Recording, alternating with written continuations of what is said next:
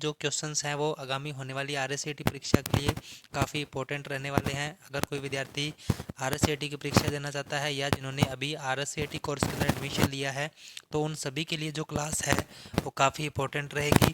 तो क्लास को ज़्यादा से ज़्यादा शेयर कर दीजिए और चैनल को अभी तक सब्सक्राइब नहीं किया है तो चैनल को भी ज़रूर से सब्सक्राइब कर लीजिए। तो अपने आज की इस क्लास को शुरू करते हैं।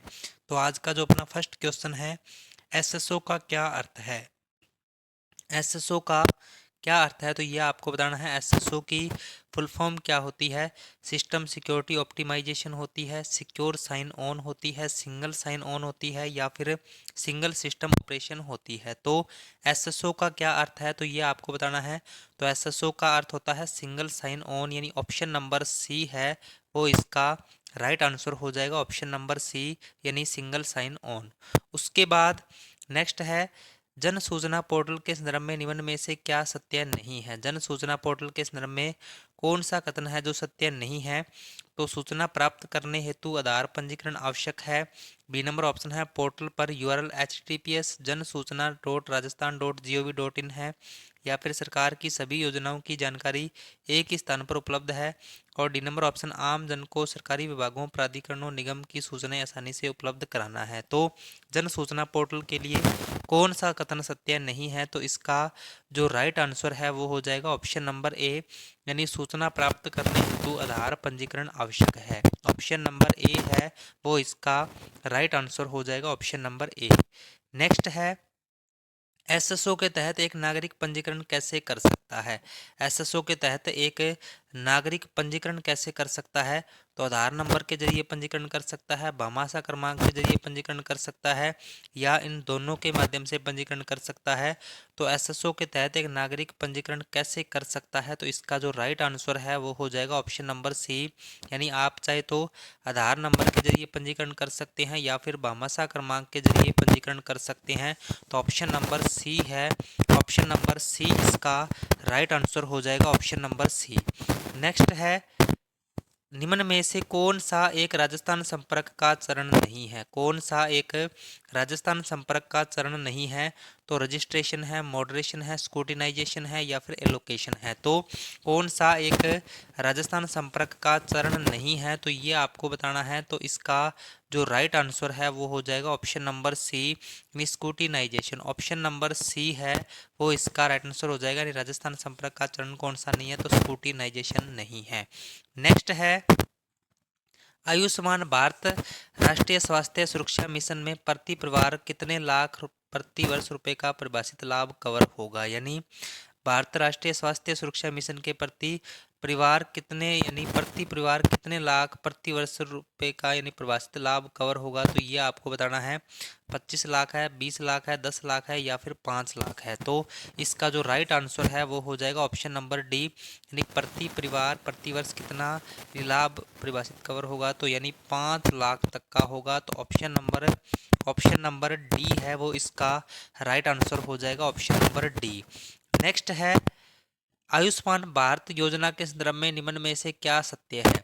आयुष्मान भारत योजना के संदर्भ में कौन सा कथन सत्य है? तो ये आपको बताना है। तो इसका आंसर आपने जल्दी से जल्दी कमेंट करना है कि इसका आंसर क्या रहने वाला है, और क्लास को एक बार ज़्यादा से ज़्यादा शेयर भी कर दीजिए। तो इसका आंसर आपने बताना है। तो इसका जो राइट आंसर है वो हो जाएगा ऑप्शन नंबर डी, यानी उपरोक्त सभी। ऑप्शन नंबर डी है वो इसका राइट आंसर हो जाएगा। आयुष्मान भारत योजना के संदर्भ में, यानी योजना के लाभ जो है वो पूरे देश में पोर्टेबल है, और योजना के अंतर्गत आने वाले लाभार्थी को देश भर में किसी भी सार्वजनिक निजी सूचीबद्ध अस्पतालों से कैशलेस लाभ लेने की अनुमति होगी। और आयुष्मान भारत राष्ट्रीय स्वास्थ्य सुरक्षा मिशन एक पात्रता आधारित योजना होगी जिसमें पात्रता SECC के डेटाबेस में गरीबी मानदंडों के आधार पर तय की जाएगी। यानी ऑप्शन नंबर डी है वो इसका राइट आंसर हो जाएगा, ऑप्शन नंबर डी। नेक्स्ट है, निम्न में से किसके द्वारा एक नागरिक राजस्थान संपर्क पर शिकायत दर्ज कर सकता है? निम्न में से किसके द्वारा एक नागरिक जो है वो राजस्थान संपर्क पर शिकायत दर्ज कर सकता है? तो टोल फ्री नंबर है, राजस्थान संपर्क पोर्टल है, या फिर राजस्थान संपर्क मोबाइल एप्लीकेशन है, या फिर उपरोक्त सभी है। तो कौन सा, यानी एक नागरिक राजस्थान संपर्क पर शिकायत दर्ज कर सकता है किसकी मदद से? तो इसका जो राइट आंसर है वो हो जाएगा ऑप्शन नंबर डी, यानी उपरोक्त सभी। ऑप्शन नंबर डी है वो इसका राइट आंसर हो जाएगा। यानी एक नागरिक जो है वो यानी राजस्थान संपर्क पर टोल फ्री नंबर से शिकायत दर्ज कर सकता है, राजस्थान संपर्क पोर्टल से कर सकता है, या फिर राजस्थान संपर्क मोबाइल एप्लीकेशन से कर सकता है। तो ऑप्शन नंबर डी है वो इसका राइट आंसर हो जाएगा, ऑप्शन नंबर डी। नेक्स्ट है एसएसओ सिंगल साइन ऑन का उद्देश्य क्या है? एसएसओ सिंगल साइन ऑन का उद्देश्य क्या है? तो सहायता डेस्क लागत को कम करना है, ग्राहक की संतुष्टि को बेहतर बनाना है, उत्पादकता बढ़ा देता है, या फिर उपरोक्त सभी है। तो सिंगल साइन ऑन का उद्देश्य क्या है? तो इसका जो राइट आंसर है वो हो जाएगा ऑप्शन नंबर डी, यानी उपरोक्त सभी। ऑप्शन नंबर डी है वो इसका राइट आंसर हो जाएगा। यानी एसएसओ का उद्देश्य क्या होता है? सहायता डेस्क लागत को कम करने के लिए, ग्राहक की संतुष्टि को बेहतर बनाने के लिए और उत्पादकता बढ़ाने के लिए, यानी इसका एसएसओ का उद्देश्य है। तो ऑप्शन नंबर डी है वो इसका राइट आंसर हो जाएगा, ऑप्शन नंबर डी। नेक्स्ट है राजस्थान जन आधार योजना के संदर्भ में निम्न में से क्या सत्य नहीं है? राजस्थान जन आधार योजना के संदर्भ में कौन सा कथन जो है वो सत्य नहीं है? तो प्रत्येक परिवार को 10 अंकीय परिवार पहचान संख्या है। बी नंबर ऑप्शन 18 वर्ष से अधिक उम्र की महिला परिवार की मुखिया है। सी नंबर ऑप्शन प्रत्येक निवासी को 16 अंकीय पहचान संख्या है। और डी नंबर ऑप्शन आधार में नामांकन के पश्चात आधार संख्या को जन आधार पोर्टल पर दर्ज करना आवश्यक है। तो इसका जो राइट आंसर है वो हो जाएगा ऑप्शन नंबर सी, यानी कौन सा कथन सत्य नहीं है? तो प्रत्येक निवासी को 16 अंकीय पहचान संख्या, यानी जो जन आधार कार्ड होता है वो 10 अंकों का होता है, न कि 16 अंकों का होता है। तो ऑप्शन नंबर सी है वो इसका राइट आंसर हो जाएगा, ऑप्शन नंबर सी। नेक्स्ट है राजस्थान जन आधार योजना के संदर्भ में डीबीटी का पूरा रूप क्या है? यानी डीबीटी की फुल फॉर्म आपको बतानी है। डीबीटी की फुल फॉर्म क्या होती है? और क्लास में आगे बढ़ने से पहले सभी से रिक्वेस्ट है कि क्लास को एक बार ज़्यादा से ज़्यादा शेयर कर दीजिए, और चैनल को अभी तक सब्सक्राइब नहीं किया है तो चैनल को भी ज़रूर से सब्सक्राइब कर लीजिए, क्योंकि इसी तरीके का जो कंटेंट है वो रेगुलर आपको इस चैनल के ऊपर मिलता रहेगा। तो अभी आपने डीबीटी की फुल फॉर्म बतानी है। डीबीटी की फुल फॉर्म क्या होती है? तो डीबीटी की फुल फॉर्म होती है डायरेक्ट बेनिफिट ट्रांसफ़र, यानी ऑप्शन नंबर ए है वो इसका राइट आंसर हो जाएगा, डायरेक्ट बेनिफिट ट्रांसफ़र। उसके बाद नेक्स्ट है प्रत्यक्ष लाभ हस्तांतरण के तहत लाभ सीधे लाभार्थी से जुड़े खालिस्तान में ट्रांसफर हो जाता है। यानी प्रत्यक्ष लाभ हस्तांतरण के तहत लाभ सीधे लाभार्थी से जुड़े, यानी किसके अंदर ट्रांसफर किया जाता है? आधार नंबर पर, बैंक खाते में, या फिर जन आधार नंबर पर, या फिर मोबाइल नंबर पर। तो यानी कोई भी यानी लाभार्थी को लाभ अगर मिलता है तो वो उसके खाते में ट्रांसफर किया जाता है। तो ऑप्शन नंबर बी है वो इसका राइट आंसर हो जाएगा, यानी बैंक खाता। ऑप्शन नंबर बी है वो इसका राइट आंसर हो जाएगा। नेक्स्ट है अपने सभी प्रमाण पत्र और दस्तावेज डिजिटल रूप में रख सकते हैं। यह राजस्थान सरकार द्वारा राजस्थान को डिजिटल सशक्त बनाए जाने की एक महत्वपूर्ण पहल है। यानी अपने सभी जो प्रमाण पत्र है वो और दस्तावेज डिजिटल रूप में रख सकते हैं। यह राजस्थान सरकार द्वारा राजस्थान को डिजिटल सशक्त बनाए जाने की एक महत्वपूर्ण पहल है। तो कौन सा है? राज ई वॉलेट है, राज ई साइन है, राज वॉलेट है, या फिर उपरोक्त सभी है। तो इसका जो राइट आंसर है वो हो जाएगा ऑप्शन नंबर ए, यानी Raj e wallet. Option number A है वो इसका राइट आंसर हो जाएगा, ऑप्शन नंबर ए। उसके बाद नेक्स्ट क्वेश्चन है एक सिंगल प्लेटफॉर्म है जिन पर विभिन्न सेवाओं के लाभ ले सकते हैं। यानी एक सिंगल प्लेटफॉर्म कौन सा है जिस पर अपने विभिन्न सेवाओं का लाभ ले सकते हैं? तो सिंगल साइन ऑन है आधार कार्ड से, पैन कार्ड से, या फिर जन आधार से। तो यानी एक सिंगल प्लेटफॉर्म कौन सा है? तो सिंगल साइन ऑन यानी एसएसओ है। एसएसओ क्या होता है? एक सिंगल प्लेटफॉर्म होता है जिसके अंदर अपने विभिन्न सेवाओं के लाभ है जो ले सकते हैं। तो ऑप्शन नंबर ए है वो इसका राइट आंसर हो जाएगा, ऑप्शन नंबर ए। उसके बाद नेक्स्ट है राज्य के निवासी परिवार की जनसांख्यिकी एवं सामाजिक आर्थिक सूचनाओं का डेटाबेस तैयार कर प्रत्येक परिवार को एक नंबर, एक कार्ड, एक पहचान प्रदान की गई है, जिसे परिवार एवं उसके सदस्यों की पहचान तथा पते दस्तावेज में मान्यता प्रदान करना है। तो यानी राज्य के प्रत्येक निवासियों को यानी एक पहचान संख्या या दी गई है, एक कार्ड दिया गया है, तो उसको क्या कहा जाता है? पैन कार्ड कहा जाता है, आधार कार्ड कहा जाता है, जन आधार कार्ड कहा जाता है, या फिर उपरोक्त सभी। तो इसका जो राइट आंसर है वो हो जाएगा ऑप्शन नंबर सी, यानी Jan Aadhaar card. Option number C है वो इसका राइट आंसर है वो हो जाएगा। उसके बाद नेक्स्ट है राजस्थान सरकार द्वारा जन आधार का उद्देश्य है। राजस्थान सरकार द्वारा जन आधार का उद्देश्य क्या है? तो ऑप्शन नंबर है नगद लाभ, प्रत्यक्ष लाभ हस्तांतरण के माध्यम से तथा गैर नगद लाभ आधार जन आधार आदि प्रमाण उपरांत देय। और बी नंबर ऑप्शन है जन कल्याण की योजनाओं के लाभ उनके घर के समीप उपलब्ध कराना तथा ई कॉमर्स और बीमा सुविधाओं का ग्रामीण क्षेत्रों में विस्तार करना है। और सी नंबर ऑप्शन है महिला सशक्तिकरण एवं वित्तीय समावेश को बढ़ावा देना है। और डी नंबर ऑप्शन उपरोक्त सभी है। तो इसका जो राइट आंसर है आपका वो हो जाएगा option number D. Option number D है वो इसका राइट आंसर हो जाएगा। यानी राजस्थान सरकार द्वारा जन आधार का उद्देश्य क्या है? नगद लाभ, प्रत्यक्ष लाभ हस्तांतरण के माध्यम से तथा गैर नगद लाभ आधार जन आधार आदि प्रमाण उपरांत देय है। यानी और जन कल्याण की योजनाओं का लाभ उनके समीप यानी उनको ई कॉमर्स या बीमा सुविधाओं का जो लाभ है वो उनको डायरेक्ट मिल सके। और महिला सशक्तिकरण को बढ़ावा देने के लिए इसका यानी उपयोग किया जाता है जन आधार का। तो ऑप्शन नंबर डी इसका राइट आंसर हो जाएगा। नेक्स्ट है राज्य के सभी परिवार को एक 10 अंकीय परिवार पहचान संख्या कार्ड प्रदान किया जाता है। राज्य के सभी परिवार को एक 10 अंकीय परिवार पहचान संख्या कार्ड प्रदान किया जाता है। तो पैन कार्ड है, आधार कार्ड है, जन आधार कार्ड है या फिर उपरोक्त सभी है। तो इसका जो राइट आंसर है वो हो जाएगा ऑप्शन नंबर सी यानी जन आधार कार्ड। 10 अंकों का ये एक यानी कार्ड होता है जो यानी सभी सदस्यों का एक जॉइंट में बनाया जाता है। जन आधार कार्ड जिसको बोलते हैं 10 डिजिट्स का होता है। तो ये भी आपने ध्यान में रखना है कि जन आधार कार्ड पर जो नंबर होता है वो कितने डिजिट्स का होता है? तो वो 10 डिजिट्स का होता है। तो ऑप्शन नंबर सी इसका राइट आंसर हो जाएगा, ऑप्शन नंबर सी। नेक्स्ट है विभिन्न प्रकार के परिवार card, ration card, Ayushman card के स्थान पर राज्य के निवासी परिवारों को निःशुल्क कार्ड उपलब्ध कराया जाता है। विभिन्न प्रकार के परिवार card, ration card, Ayushman card के स्थान पर राज्य के निवासी परिवारों को निःशुल्क कार्ड उपलब्ध कराया जाता है। तो पैन कार्ड है, आधार कार्ड है, जन आधार कार्ड है या फिर उपरोक्त सभी है।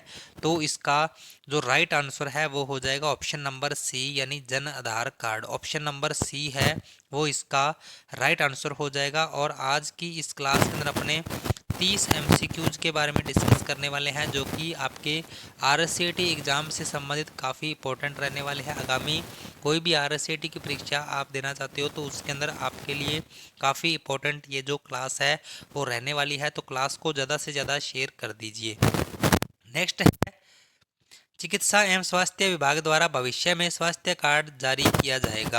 यानी चिकित्सा एवं स्वास्थ्य विभाग द्वारा भविष्य में स्वास्थ्य कार्ड जारी किया जाएगा। तो आधार कार्ड है, पैन कार्ड है, जन आधार व्यक्ति कार्ड है या उपरोक्त सभी है। तो इसका जो राइट आंसर है वो हो जाएगा ऑप्शन नंबर सी यानी जन आधार व्यक्ति कार्ड। ऑप्शन नंबर सी है वो इसका राइट आंसर हो जाएगा। नेक्स्ट है विभिन्न सरकारी योजनाओं जैसे सामाजिक सुरक्षा पेंशन आदि के लिए वर्ष में निर्धारित अंतराल में जीवित होने का सत्यापन करवाया जाता है। यानी विभिन्न सरकारी योजनाओं जैसे कि सामाजिक सुरक्षा पेंशन आदि है जो वृद्धावस्था की पेंशन है तो उसका एक निर्धारित अंतराल में जीवित होने का सत्यापन करवाया जाता है। तो उसको क्या कहा जाता है? मूल निवास प्रमाण पत्र है, जीवितता प्रमाण पत्र है, जाति प्रमाण पत्र है या फिर आधार सत्यापन है। तो इसका जो राइट आंसर है वो हो जाएगा जीवितता प्रमाण पत्र। यानी जो एक समय अंतराल के बाद जीवित होने का सत्यापन करवाया जाता है उसको जीवितता प्रमाण पत्र यानी बोला जाता है। तो ऑप्शन नंबर बी इसका राइट आंसर हो जाएगा, ऑप्शन नंबर बी। नेक्स्ट है राजस्थान जन आधार योजना के तहत सम्मिलित किए जाने वाले पंजीयन है। राजस्थान जन आधार योजना के तहत सम्मिलित किए जाने वाले पंजीयन है जन आधार है, आधार पंजीयन है, जन्म मृत्यु पंजीकरण है, विवाह पंजीयन है या फिर उपरोक्त सभी है। तो इसका जो राइट आंसर है वो हो जाएगा option number D. Option number D है वो इसका राइट आंसर हो जाएगा। राजस्थान जन आधार योजना के तहत सम्मिलित किए जाने वाले पंजीयन कौन कौन से हैं? तो जन आधार का पंजीयन है, जन्म मृत्यु पंजीकरण है या फिर विवाह पंजीकरण है। तो ऑप्शन नंबर डी इसका राइट आंसर हो जाएगा, ऑप्शन नंबर डी। नेक्स्ट है भामाशाह कार्ड में किस टेक्नोलॉजी का प्रयोग किया जाता है? भामाशाह कार्ड में किस टेक्नोलॉजी का प्रयोग किया जाता है? 4G का, कोर बैंकिंग का, बायोमेट्रिक आइडेंटिफिकेशन का या फिर बोथ बी एंड सी। तो यानी भामाशाह कार्ड में किस टेक्नोलॉजी का प्रयोग किया जाता है? तो कोर बैंकिंग और बायोमेट्रिक आइडेंटिफिकेशन का प्रयोग किया जाता है। तो ऑप्शन नंबर डी इसका राइट आंसर हो जाएगा, ऑप्शन नंबर डी। नेक्स्ट है निम्न में से कौन सा एक ई गवर्नेंस एप्लीकेशन का प्रकार नहीं है? कौन सा एक ई गवर्नेंस एप्लीकेशन का प्रकार नहीं है? तो B2C है, C2C है, G2E है या फिर B2B है। तो कौन सा एक ई गवर्नेंस एप्लीकेशन का प्रकार नहीं है? तो ऑप्शन नंबर बी है वो इसका राइट आंसर हो जाएगा। ऑप्शन नंबर बी यानी कस्टमर कस्टमर टू कस्टमर या सिटीजन टू सिटीजन यानी ऑप्शन नंबर बी है वो इसका राइट आंसर है वो हो जाएगा।